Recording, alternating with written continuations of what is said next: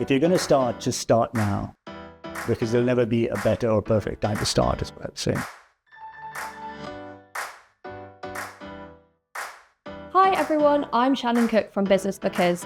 Joining me now is Osman Haneef, the head of the London Business School Startup Incubator, an ex-founder and tech entrepreneur, World Economic Forum young global leader and author, to name but a few of their accomplishments. For everyone watching, if you do enjoy this episode, please make sure to subscribe to stay up to date with our content. Osman, thank you so much for visiting us today. Delighted to be here. So I think it would be great for our audience to hear a bit more about your own experience as a tech entrepreneur and founder.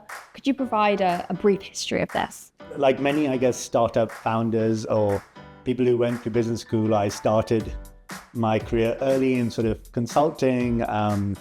But even then, I was always an entrepreneur looking to build new projects or new initiatives. I worked briefly at the World Bank, where I was told I was still a bit young to sort of end up in the World Bank. And even though I had ambitions to try and make an impact or a difference, they said, go out, build something, do something, and maybe come back and retire when you're much older. And so, fast forward several years, I ended up working briefly with Rocket Internet. And then I moved into this role where I was a country CEO and managing director for this health tech, insurtech startup, a Swedish multinational. And I found myself launching their market in Pakistan. So I moved to Lahore, where I didn't know anyone.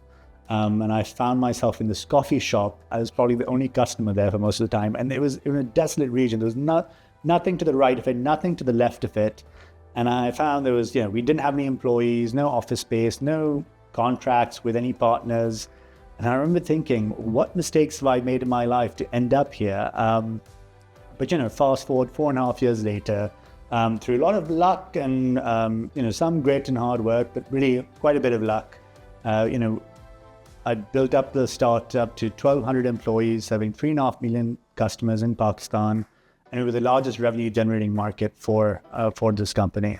And so I left, came to the UK. That company had an exit quite recently, actually. And when I came to the UK, I joined the Founder Institute as a co-director for their UK division.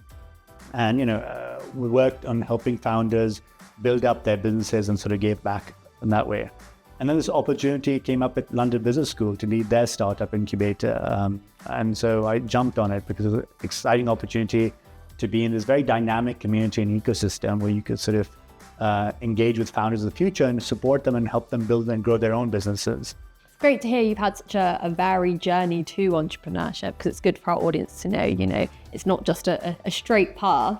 Our audience is always interested in what goes on at an incubator and what it's like to be an entrepreneur at business school.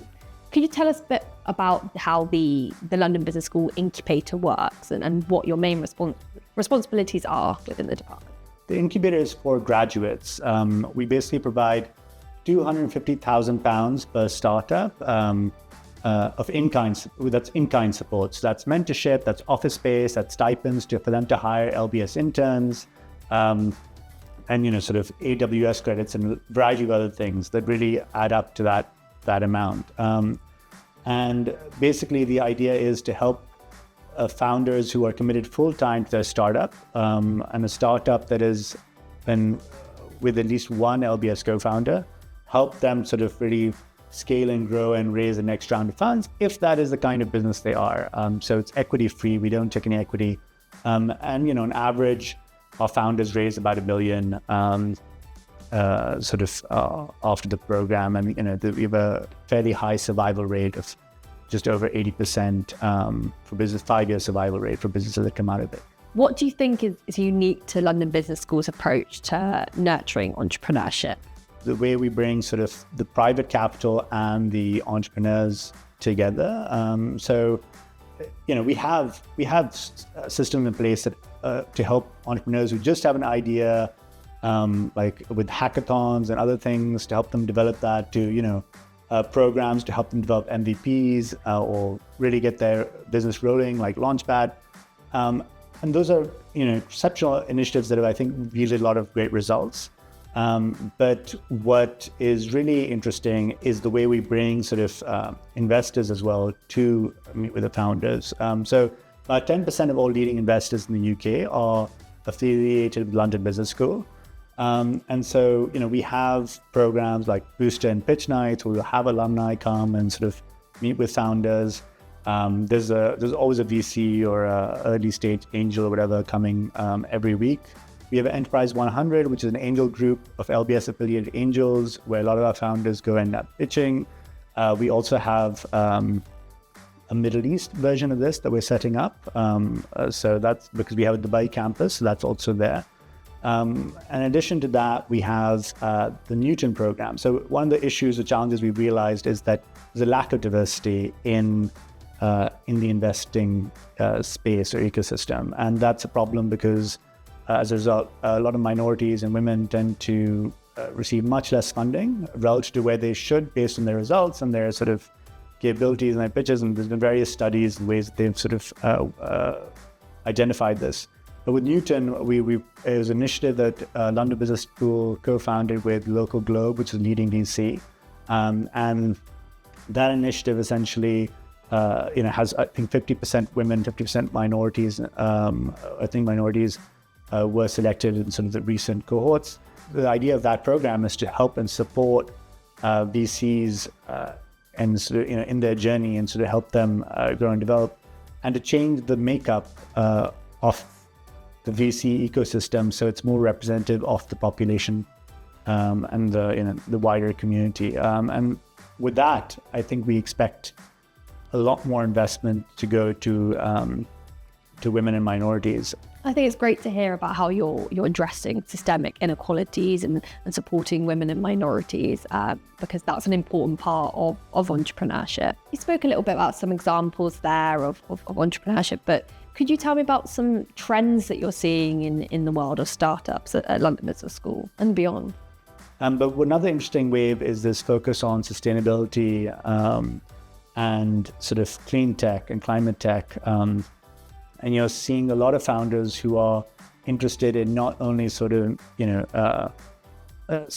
sort of having an exit or whatever, but also having sort of an impact or a positive impact in the world. There's a founder, Koji Moto, who co-founded Kai Hydrogen, which is a sort of a startup that provides clean hydrogen from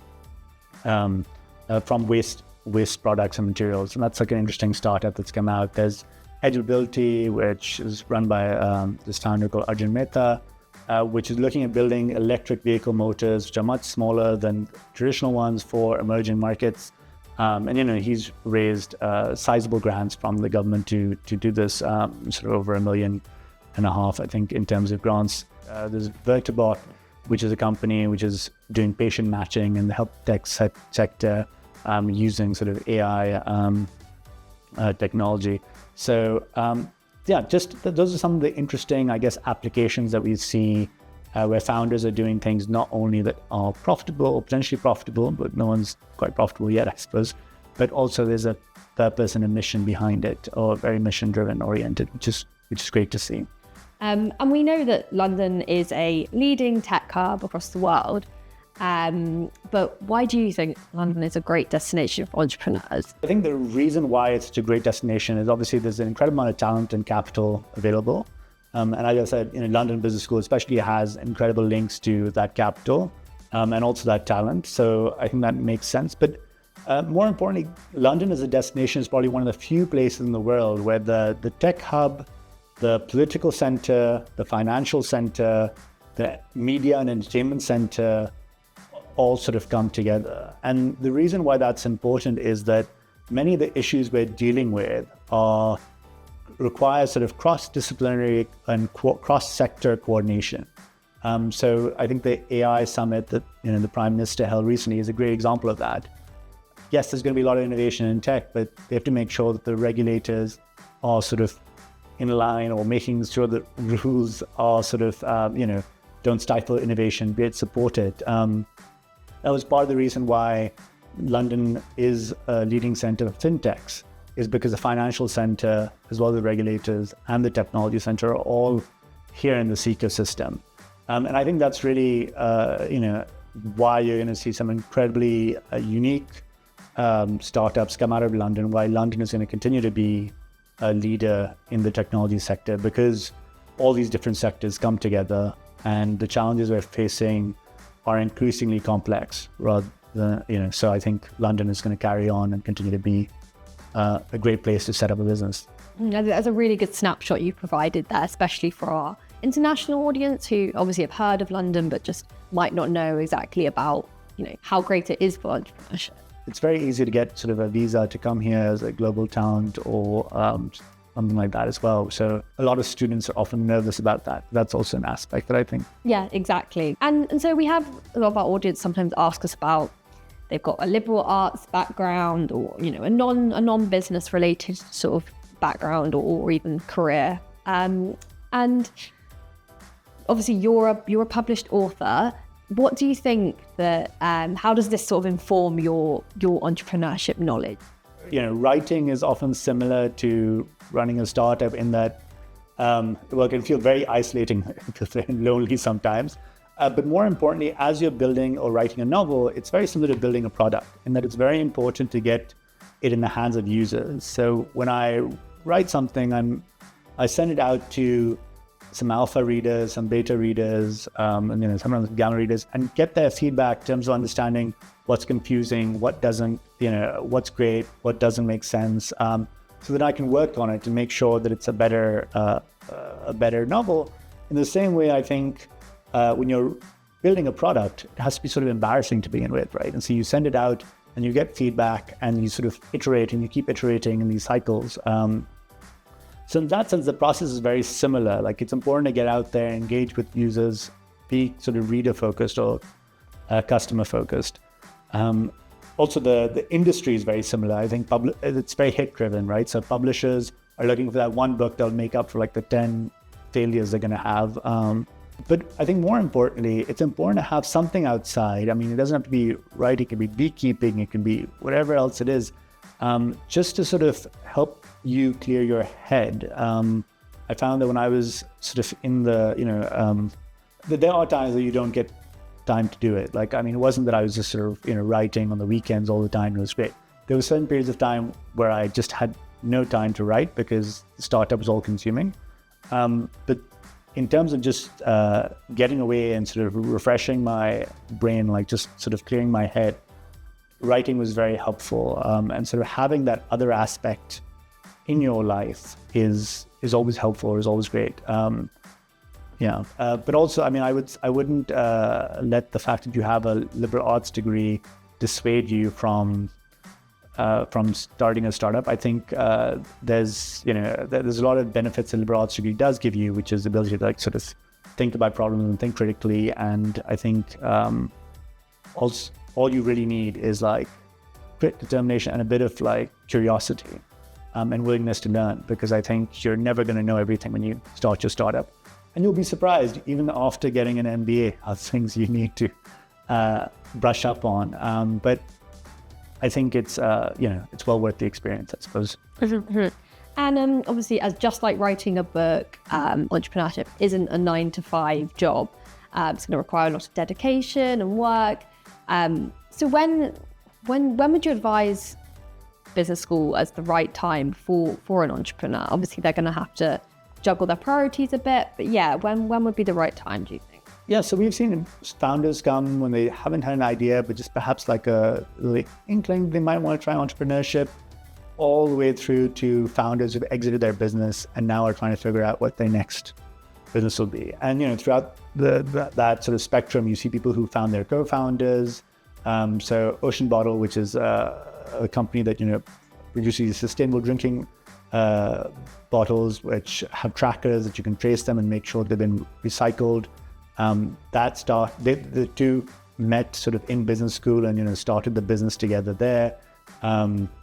They're people who didn't really know what they wanted to do, like the founder called James Chance, who did Yourself Online, which is just a way of managing your security online, cleaning it up, and he exited recently. So he was sort of on the other end of the spectrum, where he was just sort of trying to figure out and explore. ideas. And then, I've seen founders who've come into even the Sloan programs, which are later programs for people who exited their business, sold it, and they're like, actually, I still want to do something, because it doesn't end when you sort of left or exited your business, right? You're usually still hungry to do more because of the kind of personality that founders tend to be. So I would say any time's a good time, because there is a wide variety of things you can use business school for, whether it's testing ideas, it's a great time to test, whether it's meeting co-founders, whether it's filling some gaps in your knowledge and your expertise. Business school can offers all of that, or even building your network for your next idea. I think we've spoken a lot about what it's like to be an entrepreneur and how incubators can help entrepreneurs. But if you had to narrow down 3 pieces of advice or tips to budding entrepreneurs in early stage of their venture creation, what would those 3 tips be? Yeah, so the 3 tips, the first one would be get out of the building, which just basically means go out. I often see, especially with founders who have come from a consulting or a finance background, they'll often build a very complex deck or presentation or a financial model to show me how they're going to get to $1 trillion in revenue in a year. And what would be much more helpful, I think, for them is to just leave and talk to customers about the solution they're talking about, to just engage with people and in the different stakeholders in the ecosystem to see, is this a real problem? Because most startups fail because of a poor product market fit, essentially. And so it's really important to make sure that there is a problem you're solving, the solution you're providing is in fact addressing that problem. So I would say, just talk to as many people as you can about the idea.